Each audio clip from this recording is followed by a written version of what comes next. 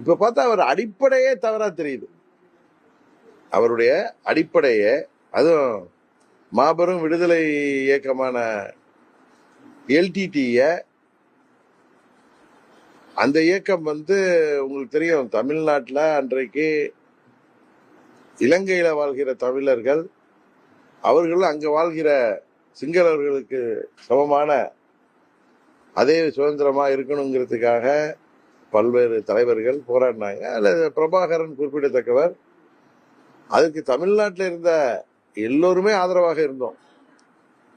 91 முன்னாள் பிரதமர் ராஜீவ்காந்தி அவர்களின் மரணத்திற்கு பிறகு அதுல சில மாற்றங்கள் வந்தது. இருந்தாலும் அந்த மாவீரர்களை எல்டிடிங்கிறவங்க அவங்க ஒரு சுதந்திர போராட்ட வீரர்களாக தான் தமிழ்நாட்டு மக்கள் பார்ப்போம். அது தமிழ்நாட்டில் தடை செய்யப்பட்ட வேகமாகவும் அவங்களோட எடுத்த அந்த பாதை, வன்முறை, அந்த தீவிரவாதம் அப்படிங்கிற பாதையை நிறைய பேர் ஏற்றுக்கொள்ள வேண்டும் என்றாலும் அவர்கள் மாவீரர்கள். அந்த மாவீரர்களை தனது சுயநலத்துக்காக, சுய லாபத்துக்காக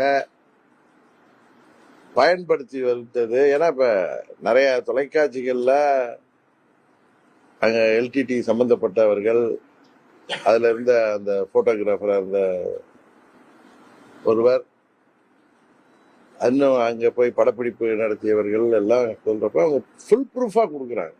இது ஏதோ வாய்க்கு வந்த மாதிரி அவங்க சொல்லல.